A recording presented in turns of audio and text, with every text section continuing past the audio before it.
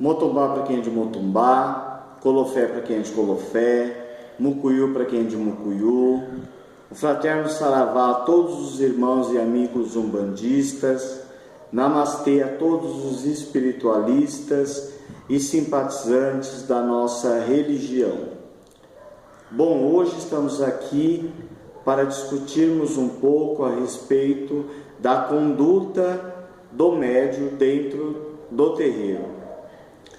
Antes, eu agradeço as visualizações, as sugestões que nos foram dadas e peço que vocês curtam a nossa página, curtam e façam as observações que quiserem, críticas, elogios, dúvidas, serão todas muito bem-vindas.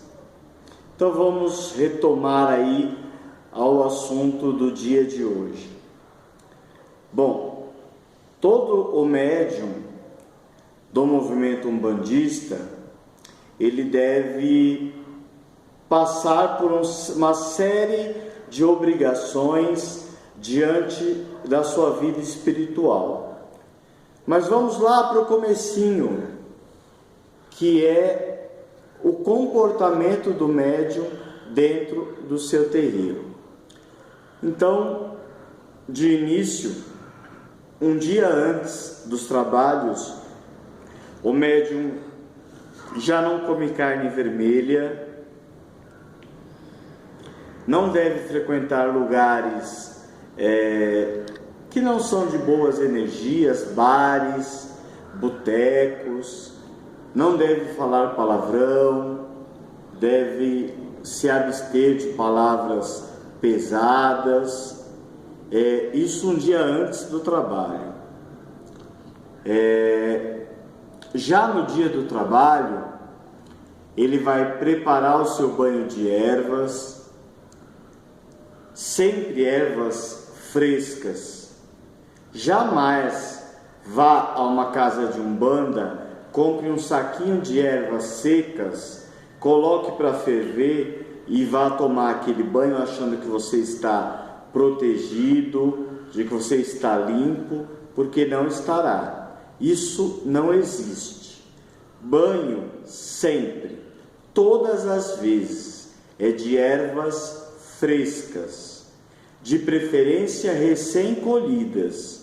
Se não puderem ser recém-colhidas, que sejam frescas, que tenham vida, que você olhe e ainda veja que aquela planta não está murcha, não está morrendo. Macere essas ervas, com um pensamento firme em tudo aquilo que você deseja para você. Tome o seu banho normalmente e aí então, pensando em Oxalá, pedindo licença ao seu pai e sua mãe de coroa, tome esse banho. Alguns banhos podem ser tomados da cabeça para baixo, outros do ombro para baixo. Para isso, peça ao seu zelador de santo, à sua zeladora de santo, que lhe oriente quais são os banhos que podem ir da cabeça para baixo e quais os banhos que só podem ser tomados dos ombros para baixo. Feito isso, vamos acender a nossa vela ao anjo guardião, ao nosso espírito protetor.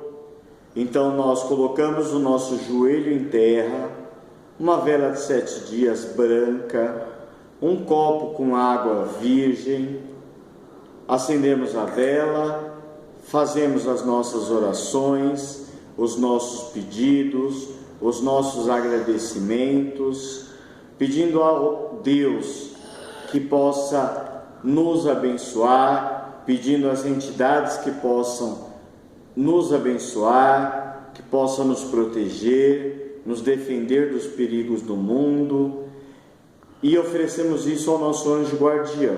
Fazemos alguns 7 Pai Nosso, 7 Ave Marias, alguns 3 Pai Nosso, 3 Ave Marias, alguns preferem as orações não decoradas, as orações faladas de coração, também são válidas.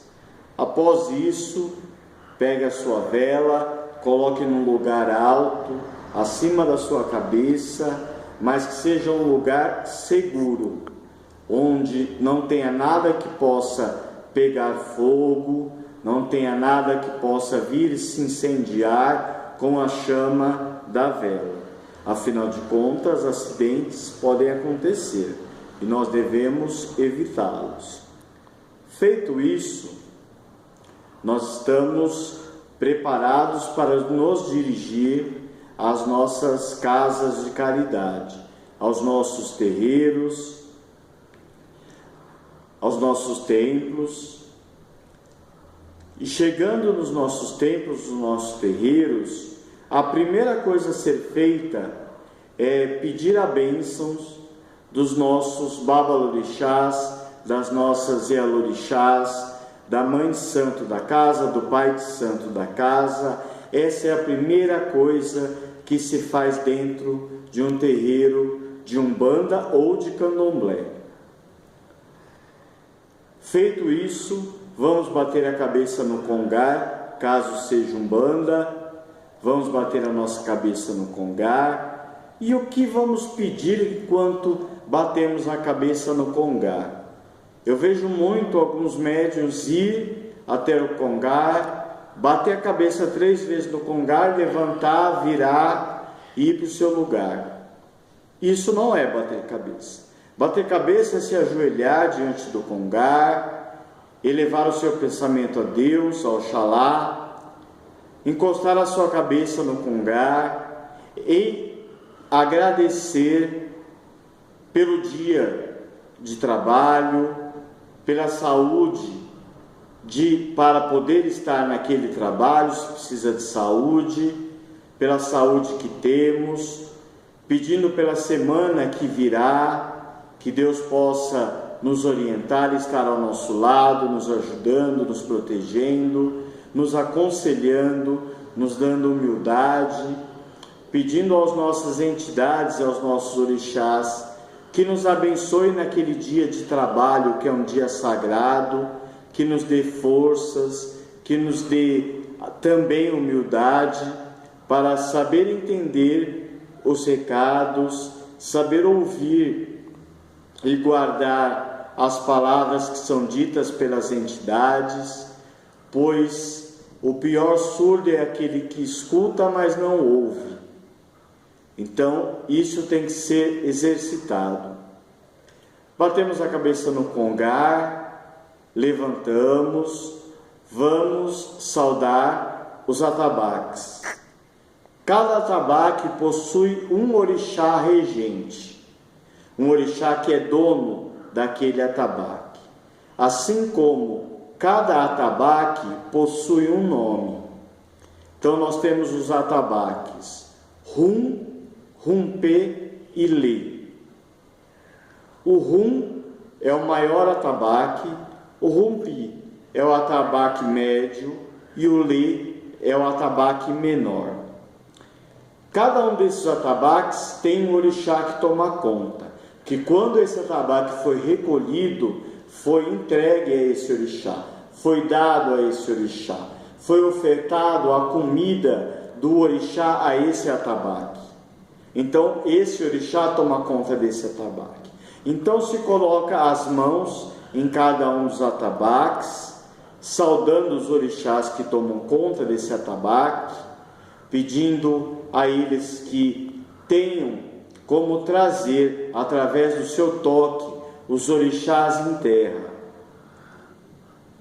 Existe uma entidade que também toma conta do atabaque, o Caboclo Giramundo. Pode saudá-lo, não há nenhum erro em saudar a este caboclo, que também é responsável em muitas casas por tomar conta dos atabaques.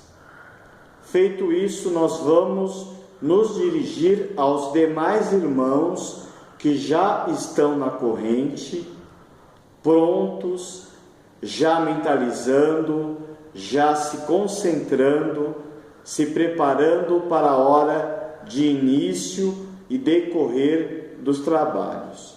Aí nós abaixamos as nossas mãos ao chão, que é sagrado, pois o chão é o mesmo chão aonde pisa os orixás. Então se torna sagrado, santificado. Colocamos a nossa mão no chão em respeito ao orixá do nosso irmão, ao qual nós vamos trocar as bênçãos. Nos cumprimentamos, geralmente em 3 batidas do peito, e toma-se a bênção beijando a mão do nosso irmão, e o nosso irmão pega a nossa mão e também beija. Algumas vezes pega-se a mão, beija-se e leva-se a coroa, o que, por exemplo, é feito na minha casa. Isso nós estamos fazendo o quê? Estamos pedindo a bênção, não à pessoa que está à nossa frente, e sim ao orixá da pessoa que está presente, que está na coroa daquela pessoa, e que com certeza está junto dela, se ela está se concentrando. Então, troque a bênção com todas as pessoas que já estiverem no seu lugar, vá para o seu canto e comece a mentalizar Oxalá, os campos santos, o mar, as cachoeiras, as matas, pedindo a esses campos santos e aos donos desses campos santos, por exemplo, Oxóssi, rei das matas, Oxum, dona das cachoeiras, Iemanjá, a rainha do mar, todos esses orixás que são donos dessa força maior que rege o nosso mundo, rege a nossa vida, rege o planeta, pedindo a eles que nos dê a força necessária para o dia de trabalho. E pensando assim, nós estamos entrando em sintonia, nós estamos elevando o nosso campo vibracional para mais próximo das entidades. As entidades vibram no campo vibracional muito alto. Para elas incorporarem, elas têm que abaixar muito o campo vibracional dela. E nós temos que elevar o máximo possível o nosso campo vibracional para que haja este encaixe, para que haja uma boa incorporação. Se assim não for, a incorporação será muito mais difícil e complicada. Então, vamos estar esquecendo dos nossos problemas, que fiquem do lado de fora do terreiro, pois, com a máxima certeza, as entidades, os guardiões, os Exus, estarão trabalhando pelos nossos problemas, estarão trabalhando pelas nossas necessidades, estarão vendo e nos dando aquilo de que nós somos merecedores. Então, feito isso, começa-se o trabalho, o Babalorixá e a Lorixá entra dentro do terreiro. Na minha casa, canta-se para 7 linhas. Eu acredito que a maioria das umbandas fazem a mesma coisa, saudando cada orixá novamente para que essa força venha para o terreiro, uma vez que você cantando, você vibrando, os atabaques tocando, chamando os orixás hão de estar presentes. Então cante do fundo da sua alma. Nós sabemos que nem todos têm a voz bonita, eu, como por exemplo, não tenho uma voz de cantor, mas na hora de louvar aos orixás, pouco importa se você é um cantor ou se você não é. Importa o orixá que você está saudando-o, que você está reverenciando a ele. E através disso, a sua energia vai subir um pouco mais. E a sua incorporação estará sendo ainda mais fácil, não é? basicamente, superficialmente falando, isso é o que precede um trabalho de Umbanda.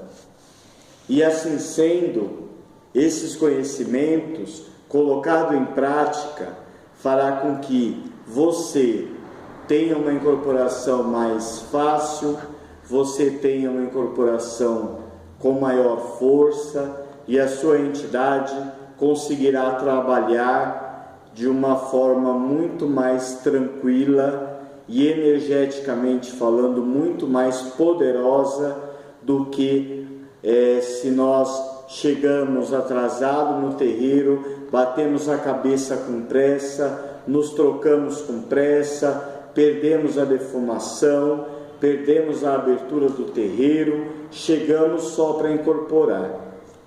Aqueles que já fizeram isso e aqueles que já acompanharam os trabalhos desde o início, sabem do que eu estou falando. É uma grande diferença. Então, nós devemos deixar de errar e nos permitir acertar. De que forma? Dessa forma que eu falei, acompanhando desde a primeira bênção que se é dada quando se chega ao terreiro, até quando se canta a última palavra, quando se canta o último ponto de encerramento, e a nossa missão assim está cumprida.